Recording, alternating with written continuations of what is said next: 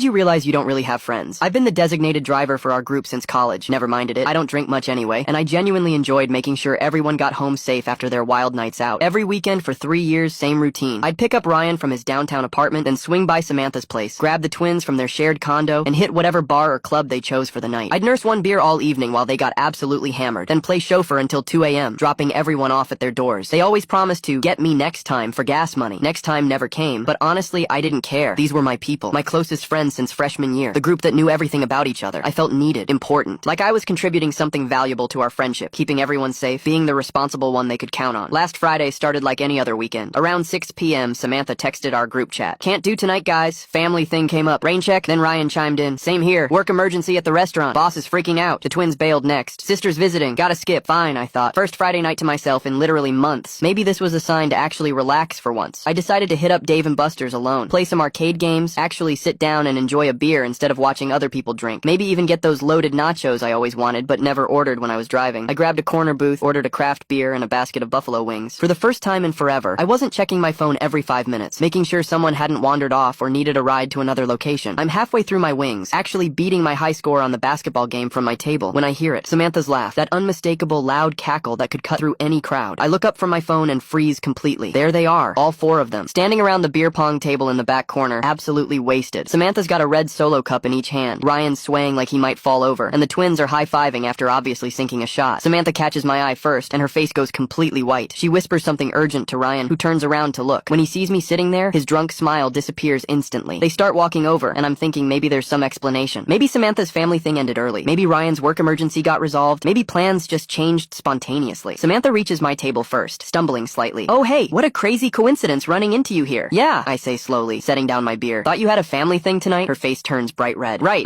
that ended way earlier than expected and we just, decided to—" Ryan cuts her off, clearly too drunk to filter himself. "Look, man, we just needed a night without—" He stops mid-sentence, suddenly realizing what he's about to say. "Without what?" I ask, even though something in my gut already knows. "Without a babysitter," one of the twins finishes bluntly. The words hit me like ice water. Samantha immediately elbows him hard in the ribs, but it's way too late. The truth is already hanging in the air between us. "We wanted to take an Uber for once," Ryan explains weakly, his words slurring together.